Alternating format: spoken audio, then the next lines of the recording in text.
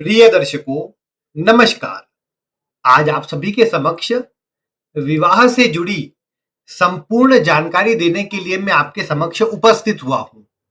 आज आपको यहां पर चार्ट के माध्यम से मैं बताने का प्रयास करूंगा कि आपके विवाह की स्थिति कैसी रहेगी, वैवाहिक जीवन का प्रभाव कैसा रहेगा। सर्वप्रथम यदि देखा जाए तो आप इतना तो जानते ही है कि जन्म कुंडली में ये जो सप्तम भाव होता है, मतलब ये वाला जो हिस्सा आप देख पा रहे हैं, ये लग्न कुंडली की मैं बात कर रहा हूं। D1 जो चार्ट होता है उसमें ठीक सामने वाला ये वाला जो भाव होता है, इसे ही सप्तम भाव कहा जाता है। और ये सप्तम भाव की स्थिति ही आपको ये बताएंगी कि आपके वैवाहिक जीवन की स्थिति कैसे रहेगी। कुछ लोगों की स्थिति में विवाह नहीं होने के योग भी होते हैं। कुछ चर्चा उस पर भी करेंगे और मुख्य रूप से चर्चा करेंगे कि वैवाहिक जीवन का आकलन आपको कैसा करना है। अब आइए यहां पर मैं आपको इसकी जानकारी देता हूं। जिन्हें नहीं पता उन्हें बता दूं कि देखिए, ये वाला जो भाव है, ये जो चतुर्भुज आप देख पा रहे हैं, यही सप्तम भाव है। यहां पर अंक कोई भी लिखा हो सकता है। जो अंक होता है वो यहां बन रही राशि को दर्शाता है। जैसे मैंने आपकी सुविधा के लिए यहां पर इस साइड में ये सब लिख भी दिया है। जैसे मान लीजिए यहां पर किसी के 5 का अंक लिखा है तो उस व्यक्ति की यहां पर सिंह राशि बनी है। 5 का अंक यानी सिंह राशि बनी है और उस सिंह राशि के स्वामी सूर्य बन जाएंगे। ये इस आप चार्ट से देख सकते हैं। और जिन्हें ज्योतिष की जानकारी है उन्हें तो पता ही है कि किस भाव का स्वामी कौन सा होता है। अब आइए बिना किसी विलंब के मैं आपको जानकारी देता हूं। देखिए, किसी भी भाव की चर्चा करने के लिए 3 महत्वपूर्ण बिंदु होते हैं। वो 3 महत्वपूर्ण बिंदु, पहला होता है भाव, मतलब जिस भाव की चर्चा कर रहे हैं उसकी स्थिति कैसी है, पहले ये देखा जाता है। फिर देखा जाता है कि भावपति यानी उस भाव का स्वामी। जैसे मैंने आपको बताया कि यहां पर 5 का अंक है तो 5 का अंक का स्वामी सूर्य होता है, तो उसी प्रकार उस भाव का स्वामी कैसा है। और फिर आता है भाव का कारक। तो अगर बात विवाह की है तो विवाह का कारक हो जाता है शुक्र। तो यहां पर हमें शुक्र की स्थिति पर भी विचार करना होगा, उसे भी देखना होगा। तो हम आज इस सभी पॉइंट पर चर्चा करते हैं। सबसे पहले आप इस बात को ध्यान दीजिए कि आपकी कुंडली में ये जो सप्तम भाव है, इस सप्तम भाव में कौन सा अंक लिखा हुआ है। यहां पर 1 से लेकर के 12 के बीच का कोई भी अंक आपकी कुंडली में लिखा होगा। आप ये देखिए कि उस अंक का जो स्वामी बनता है वो कौन सा ग्रह बनता है। जैसे मान लीजिए किसी व्यक्ति की कुंडली में यहां पर 6 का अंक लिखा है तो 6 का अंक आपने देखा कन्या राशि बनती है और स्वामी बन गया बुध। तो आपके पास एक ग्रह निकल के आ गया बुध। आप भी चाहे तो आप एक जगह लिख सकते हैं इस भावपति के सामने बुध और भाव कारक के सामने आप लिख सकते हैं शुक्र, क्योंकि ये 2 ग्रह आपकी कुंडली में निकल आएंगे। देखिए, शुक्र तो सभी की कुंडली फिक्स है। आप लड़का है या लड़की, सभी की कुंडली में जो भाव का कारक होता है, विवाह का कारक, वो शुक्र ही होता है, तो वो तो फिक्स हो गया। फिर आप देखिए कि आपकी कुंडली में भाव का स्वामी कौन है, मतलब यहां पर कौन सा अंक लिखा हुआ है, उससे आप भाव का स्वामी निकाल लीजिए। फिर चर्चा करेंगे इस भाव की। अगर आप देखें तो पहला बिंदु जो है उस पर आप विचार कीजिए, इस भाव का स्वामी। मतलब आप अपनी कुंडली में देखिए कि यहां पर जो भी अंक है, जैसे हमने उदाहरण लिया कि मान लीजिए यहां पर 6 का अंक लिखा है तो उसका स्वामी कौन बना, बुध बन गया। अब आप ये देखिए कि ये बुध पूरी कुंडली में कहां पर बैठा हुआ है। जैसे मान लीजिए अगर इसी कुंडली में ये जो बुध है ये कुंडली के ये वाले भाव में, यानी ये छठा भाव होता है। कुंडली में कोई भाव, मतलब कुछ भाव ऐसे हैं जिन्हें खराब माना गया है। सबसे पहला भाव ये छठा भाव होता है, दूसरा ये 8वां भाव होता है और तीसरा ये 12वां भाव होता है। तो ये 3 भाव मैंने आपको बताए, इन्हें ज्योतिष शास्त्र में त्रिक भाव कहा जाता है। अगर किसी भाव का स्वामी इस भाव में आकर बैठ जाता है तो वो ग्रह खराब हो जाता है, मतलब वो ग्रह अपना अच्छा प्रभाव नहीं दे पाता। यहां पर आपने देखा कि 6 का अंक सप्तम में था और सप्तम का जो स्वामी है बुध, वह कुंडली के छठे भाव में है या फिर 8वें भाव में है या फिर कुंडली के 12वें भाव में है। तो आपने ये विचार कर लिया कि इनमें से अगर किसी भाव में है तो इसका मतलब है कि ये पहला पॉइंट कमजोर हुआ, ये विवाह के लिए कमजोरी देने वाला एक अंक हो गया, क्योंकि ये स्थिति विवाह में परेशानियां उत्पन्न करती है। अगर ज्यादा खराब वाली स्थिति हो तो सप्तम के स्वामी का छठे, आठवें या 12वें भाव में बैठना विवाह को खराब कर सकता है, यानी आपका विवाह विच्छेद करवा सकता है और आपके दूसरे विवाह के योग बना सकता है।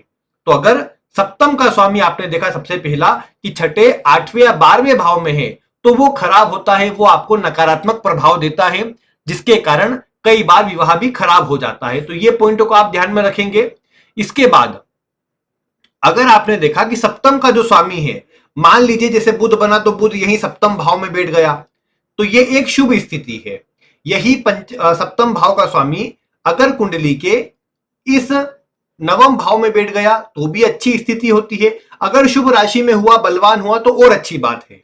यही सप्तम का स्वामी अगर लग्न में बैठ जाए तो भी इसे अच्छा माना गया है, ये भी कोई खराब नहीं होता। हाँ, ये विचार करना पड़ेगा कि ये जो सप्तम का स्वामी है किस राशि में जाकर बैठा है। जैसे आप जानते हैं कि प्रत्येक ग्रह के लिए कुछ राशियां शुभ होती है और कुछ राशियां अशुभ होती है।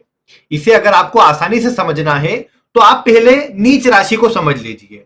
जैसे आपका मंगल, मान लीजिए आपकी कुंडली में 1 या 8 का अंक लिखा है, इनमें से कोई अंक लिखा है और मंगल कुंडली में कहीं पर भी 4 के अंक के साथ में मंगल लिखा हुआ है, तो ये मंगल की नीच राशि होती है 4 का अंक। मंगल यहां पर बैठा हुआ है तो ये मंगल आपके विवाह को खराब कर सकता है, आपको वैवाहिक जीवन में समस्याएं दे सकता है। अगर सप्तम भाव में 1 का अंक है या 8 का अंक है और मंगल आपने देखा कि कमजोर स्थिति में है, यानी 4 के अंक के साथ में है, तो यह मंगल आपको नकारात्मक प्रभाव दे सकता है। इसी प्रकार 2 या 7 का अंक होने पर स्वामी शुक्र बनेंगे और शुक्र कुंडली में कहीं पर भी 6 के अंक पर है तो ये शुक्र आपको परेशानी दे सकते हैं, विवाह को खराब कर सकते हैं। अगर 3 या 6 का अंक है, क्योंकि इसके स्वामी बुध बनते हैं, तो बुध अगर आपकी कुंडली में 12 के अंक पर कहीं पर भी है, मतलब कुंडली में मान लीजिए यहां 12 का अंक यहां पर आता है और बुध भी यहीं पर आ गया, तो यानी यहां तो नहीं आ पाएगा ये, लेकिन फिर भी अगर आपकी कुंडली में बुध सप्तम का स्वामी है और वो 12 के अंक पर लिखा हुआ है तो ये विवाह के लिए खराब स्थिति है, ये विवाह में परेशानी उत्पन्न करती है या कई बार विवाह विच्छेद भी करवा देती है। तो ये बात आपको यहां पर ध्यान रखना है। फिर इसके बाद आपने देखा कि 4 का अंक लिखा हुआ है, तो चंद्रमा अगर आपकी कुंडली में 8 के अंक पर है तो यह आपको परेशानी दे सकता है। अगर 5 का अंक है और सूर्य जो है वो 7 के अंक पर है तो यह आपको परेशानी दे सकता है। अगर आपने देखा कि यहां पर 9 या 12 का अंक लिखा है और गुरु आपकी कुंडली में 10 के अंक पर है तो यह भी आपको परेशानी दे सकता है। और आखिरी, अगर आपकी कुंडली में यहां पर 10 या 11 का अंक लिखा है और शनि आपकी कुंडली में 1 नंबर पर बैठे हैं, जहां पर भी 1 नंबर लिखा है वहां शनि बैठे हैं, तो ये शनि भी नीच राशि के हैं और ये शनि आपको कमजोर असर देंगे, विवाह में परेशानी दे सकते हैं, वैवाहिक जीवन को विच्छेद भी कर सकते हैं। तो ये पॉइंट का आपको ध्यान अवश्य से रखना है। इसके अलावा जो मैंने आपको बताया कि छठे, 8वें या 12वें भाव में सप्तम का स्वामी चले जाएगा तो ये भी खराब रहेगा, ये भी आपको परेशानी प्रदान करेगा, इस बात को आपको ध्यान में रखना है। अब इतने पॉइंट देख लेने के बाद आप इस बात को देखिए कि जैसा मैंने आपको अभी बताया, विवाह का कारक कौन होता है? वो होता है कुंडली में शुक्र। अब आपने देखा कि कुंडली के अंदर जैसे मान लीजिए किसी का शुक्र यहीं पर बैठा है तो ये थोड़ी कमजोर स्थिति है, मतलब ऐसा नहीं बोलूंगा कि बहुत खराब है, बहुत से लोगों के शुक्र छठे भाव में होगा, लेकिन यहीं पर शुक्र बैठा हुआ है तो वैवाहिक जीवन में तालमेल की कमजोरी होना, कहा सुनी होना, या जिस तरह का जीवन साथी से प्रभाव चाहिए वो न मिल पाए, ये देखा जा सकता है। या शुक्र कहीं पर भी है लेकिन 6 के अंक पर है तो ये भी थोड़ा नकारात्मक स्थिति दर्शाता है, विवाह में थोड़ी परेशानी उत्पन्न करता है या वैवाहिक जीवन उतना अच्छा नहीं रहता जितना व्यक्ति चाहता है। इसके अलावा जैसे आपने ये देखा कि शुक्र जो है, शुक्र कुंडली में पापक ग्रहों के साथ यानी शनि के साथ में है या राहु के साथ में है या केतु के साथ में है, इन 3 में से किसी ग्रह के साथ में शुक्र का होना भी वैवाहिक जीवन में उदासीनता को, परेशानियों को जन्म देता है। विशेषकर शुक्र के साथ शनि होकर के वैराग्य को उत्पन्न करता है। शुक्र के साथ जब राहु होता है तो ये एक्स्ट्रा मैरिटल अफेयर के योग बनाता है, वैवाहिक जीवन में विच्छेद करवाता है या व्यक्ति विवाह के अलावा भी कहीं संबंधों में फंस जाता है, उस कारण से वैवाहिक जीवन में समस्या आती है। यही स्थिति शुक्र केतु में भी बन जाती है कई बार, लेकिन शुक्र केतु में यह देखा गया है कि व्यक्ति की रुचि कई बार विवाह से हट करके, भौतिक चीजों से हट करके व्यक्ति की रुचि आध्यात्म की ओर चले जाए, ये भी संभव है। हालांकि शुक्र जो है आपके विवाह का कारक होता है, और केतु उसके साथ जुड़ करके उससे दूर करना, आपके विवाह से आपको अलग करने का कार्य करता है। तो ये बात यहां पर देखी जा सकती है। यानी पहली स्थिति में आप ये देखिए कि अगर आपकी कुंडली में शुक्र के साथ में आपने ये देखा कि शुक्र के साथ में पापक ग्रह है तो खराब है। इसके अलावा शुक्र के साथ मंगल का होना भी अच्छा नहीं होता, ये भी आपको बहुत अधिक कामुक बनाता है, और इसके कारण भी कई बार ये स्थिति बन जाती है कि व्यक्ति के एक्स्ट्रा मैरिटल अफेयर हो जाए, और उस कारण से व्यक्ति का विवाह विच्छेद हो सकता है। तो ये बात भी यहां पर ध्यान देने योग्य है। फिर आप ये देखिए कि आपकी अगर कुंडली में शुक्र के साथ में सूर्य है, और सूर्य ने शुक्र को अस्त भी कर दिया है, तो ये भी स्थिति कई बार आप विवाह को टाले, या विवाह हो जाने के बाद वैवाहिक जीवन में भी समस्या दे, ये बात थोड़ी देखी जा सकती है। तो आपने मतलब ये देखा कि शुक्र के साथ में ये जो मैंने ग्रह बताए, अगर ये ग्रह बैठे हुए कौन कौन से, सूर्य, मंगल, शनि, राहु या केतु, इनमें से कोई ग्रह शुक्र के साथ में है, तो आप ये समझिए कि ये आपके विवाह को कमजोर करता है, वैवाहिक जीवन में समस्या लेकर के आता है। अब मान लीजिए ऐसी स्थिति तो नहीं है, लेकिन आपकी कुंडली में शुक्र जहां भी बैठा है, मतलब आपने देखा कि आपकी कुंडली में शुक्र, मान लेते हैं, हम एक उदाहरण ले लेते हैं। यहां पर एक उदाहरण हमने ले लिया कि शुक्र जो है यहां लग्न में बैठा हुआ, इस भाव में बैठा हुआ है। ये पहला भाव है, लग्न भी इसे कहते हैं, पहला भाव में शुक्र बैठा हुआ है। अब कहीं से भी जो पापक ग्रह मैंने बताए थे, सूर्य, मंगल, शनि, राहु, केतु, ये इस शुक्र को देख लेते हैं, तो ऐसी अवस्था में भी आपके विवाह में परेशानी देते हैं। कैसे देख लेते हैं? जैसे मान लीजिए, अब जैसे सूर्य तो सामने आएगा नहीं, लेकिन मंगल ठीक सामने बैठा है, शनि ठीक सामने है, केतु ठीक सामने है, या राहु ठीक सामने है। शुक्र जिस भी भाव में है, उसके ठीक सामने वाले भाव में अगर इनमें से कोई ग्रह बैठा हुआ है, तो ये भी आपके वैवाहिक जीवन में समस्या देने वाला, विवाह को खराब करने वाला, और आपको थोड़ी समस्याएं प्रदान करने वाला बन जाता है। तो ये वाली बातें जो मैंने आपको बताई, इन्हें आप अवश्य से मिलाइए। अगर आपकी कुंडली मिल रही है, तो ये आपके वैवाहिक जीवन में समस्या को दर्शाता है, और ऐसी स्थिति के अंदर आपको इस बात का ध्यान देना है कि जब आप कुंडली का मिलान करें तो कोई लापरवाही न बरते। फिर एक और बात इसमें विचार कीजिए, अभी तक आपने भाव के स्वामी को और भाव के कारक को देखा, अब आप इस भाव को देखिए, ये जो सप्तम भाव है, इस भाव को देखिए। आपने देखा कि अगर आपकी कुंडली के अंदर यहीं पर, मतलब मान लीजिए मंगल यहीं पर बैठे हुए हैं, तो आप मांगलिक हो जाएंगे। ऐसी अवस्था के अंदर आपके अंदर जोश, ऊर्जा या क्रोध की मात्रा अधिक रहेगी, और अगर जीवन साथी में ये ऊर्जा बैलेंस करने का गुण नहीं हुआ, तो आपको परेशानी का सामना करना पड़ेगा, वैवाहिक जीवन आपका खराब हो जाएगा। अगर मंगल ना होकर के यहीं पर सूर्य बैठे हुए हैं, तो सूर्य क्या करेंगे? सूर्य गर्म ग्रह है, अग्नि कारक ग्रह है, तो सूर्य सप्तम भाव में बैठकर इस सप्तम भाव को जलाने का कार्य करेंगे। तो ये सूर्य आपके और जीवन साथी के बीच में ईगो उत्पन्न करेंगे, दोनों में कहीं ना कहीं अपना स्वाभिमान आगे रखने का, अपनी बात मनाने का स्वभाव रहेगा, और इसलिए कहा सुनी विवाद का सामना आपको करना पड़ेगा। अगर यहां पर आपने देखा कि सूर्य नहीं है, लेकिन यहां पर शनि बैठे हुए हैं, देखिए शनि को सप्तम में दिग्बली माना गया है, शनि अच्छा प्रभाव देने वाले माने गए हैं, लेकिन सप्तम भाव में शनि ये विवाह को कई बार खराब तो नहीं होने देते, लेकिन वैवाहिक जीवन में वैराग्य या उदासीनता लेकर के आ जाते हैं। दोनों के बीच आपसी तालमेल उतना अच्छा नहीं रहता, दोनों अपने अपने अनुसार रहते हैं, कोई विशेष दोनों के बीच एक बॉन्डिंग नहीं बन पाती, दोनों एक दूसरे से विशेष जुड़कर नहीं रह पाते। फिर अगर आपने देखा कि यहीं पर राहु है, राहु सप्तम भाव में आकर क्या करता है?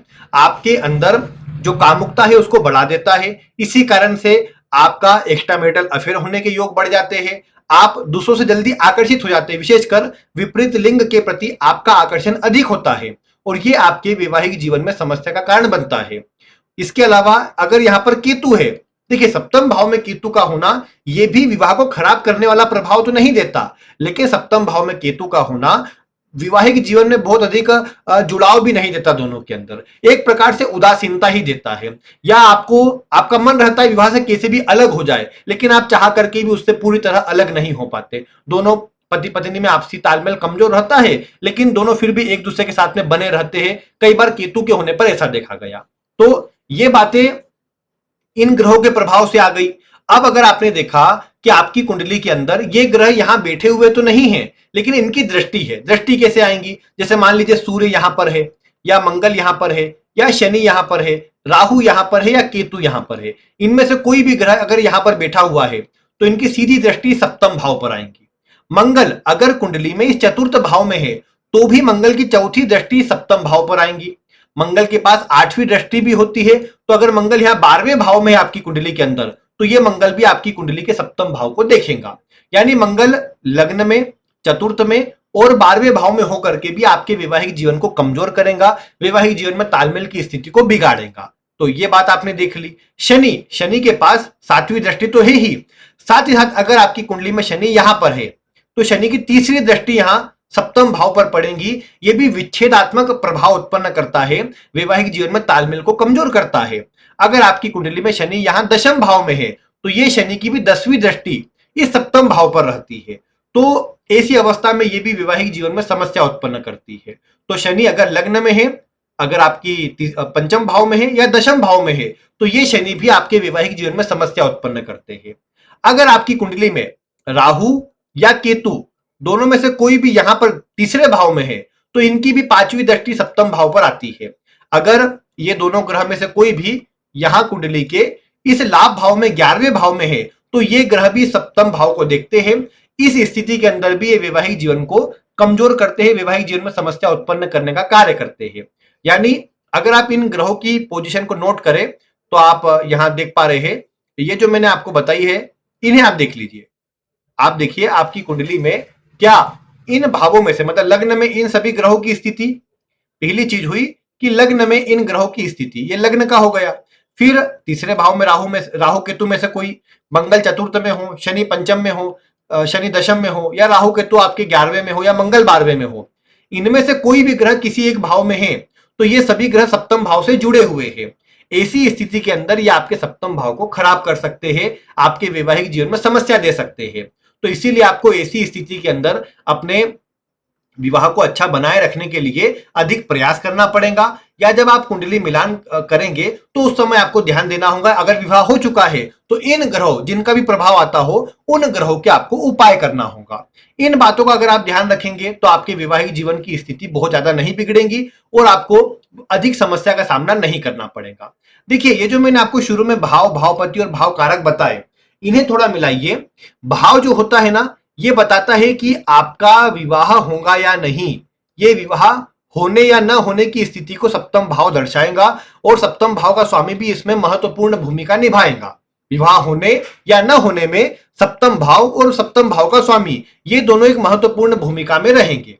दूसरे नंबर पर आता है भाव का स्वामी। तो जो भाव का स्वामी है ये दर्शाता है कि आप अपने विवाह को मैनेज कैसे करेंगे, आप अपने विवाह की स्थिति को मैनेज किस प्रकार करेंगे, ये स्थिति सप्तम भाव का स्वामी दर्शाता है। जैसे मान लीजिए सप्तम भाव का स्वामी अगर आपकी कुंडली में लग्न में है तो आप ये कोशिश करेंगे कि जीवन साथी आपके स्वभाव के अनुसार आ जाए, आपके स्वभाव के अनुरूप आ जाए। आप अपने बलपूर्वक और अपने सामर्थ्य पूर्वक अपने जीवन साथी को अपने अनुसार करने का प्रयास करेंगे। अगर सप्तम का स्वामी नवम भाव में आ जाए तो आप कोशिश करेंगे कि आप अपने धर्म से, धार्मिक क्रियाकलापों से अपने जीवन साथी को अपने अनुसार ले ले, अपने स्वभाव के अनुरूप कर ले। तो अगर सप्तम का स्वामी मतलब बताएगा आपको कि आप विवाह को मैनेज किस प्रकार करेंगे, आप मैनेज कर पाएंगे या नहीं कर पाएंगे, विवाह विच्छेद तो नहीं हो जाएगा, ये बात दर्शाएगा। और जो कारक होता है यानी सप्तम का कारक यानी शुक्र, ये बताएगा कि आपके विवाह की क्वालिटी किस प्रकार की रहेगी। मतलब आपका विवाह चल रहा है, मान लीजिए सप्तम भाव का जो स्वामी है वो दर्शा रहा है कि विवाह विच्छेद नहीं होगा। सप्तम भाव के स्वामी से एक कंफर्मेशन आ गया कि आपका विवाह विच्छेद नहीं होगा, तो आप खुश हो गए कि चलो अच्छी बात है, मेरी कुंडली में विवाह विच्छेद होने के योग नहीं है। लेकिन अगर उसी समय पर आपका शुक्र खराब हो गया, आपकी शुक्र की स्थिति खराब हुई, तो आप इस बात को देख पाएंगे कि आपकी कुंडली के अंदर विवाह चल तो जाएगा लेकिन आपको जो विवाह में सुख मिलना चाहिए, एक दोनों में आपसी तालमेल अच्छा होना चाहिए, वो बढ़िया नहीं रहेगा। और विवाह बस एक, आप बोलेंगे विवाह चल तो रहा है, बाकी दोनों में कोई आपसी तालमेल नहीं है, कोई बहुत बातचीत नहीं है, और आप फिर अपने जीवन काल में एक, इस प्रकार बोल सकता हूं मैं कि एक औसत जीवन, एक मतलब वैवाहिक जीवन के मामलों में एक मध्यम जीवन यापन आप करेंगे और आप मतलब उसको सुखी भी नहीं कहेंगे, बहुत दुखी भी नहीं कहेंगे, लोगों को देखकर लगेगा बहुत बढ़िया वैवाहिक जीवन है, लेकिन वास्तविकता आपको पता होगी। तो ये बात होती है इन तीनों की। तो आप इन तीनों को मिलाइए, जो मैंने कुछ सूत्र बताए उन्हें मिलाइए। सबसे पहले यही देखिए सप्तम का स्वामी कहाँ है, जो भी अंक लिखा है उसका स्वामी कहाँ है, उस पर कैसा प्रभाव आ रहा है। फिर पापक ग्रहों की स्थिति तो नहीं है, अगर शुभ ग्रह की भी है तो उसे मैं आगे बताऊंगा। अगर आप इस वीडियो को लाइक करते हैं तो मैं अवश्य ही इसका दूसरा भाग लेकर के आऊंगा, जिसमें और अधिक सूत्र आपको बताऊंगा और अधिक अलग अलग जानकारियां दूंगा, जिससे आपको अपने वैवाहिक जीवन के बारे में समझने में आसानी रहेगी। बाकी जैसा मैंने कहा, आज की वीडियो में कोई भी प्रश्न हो तो आप वीडियो में कमेंट करके अवश्य बता सकते हैं, मैं शीघ्र ही उनका उत्तर भी देने का प्रयास करूंगा। बाकी आज की वीडियो में इतना ही। वीडियो देखने के लिए आपका बहुत बहुत धन्यवाद।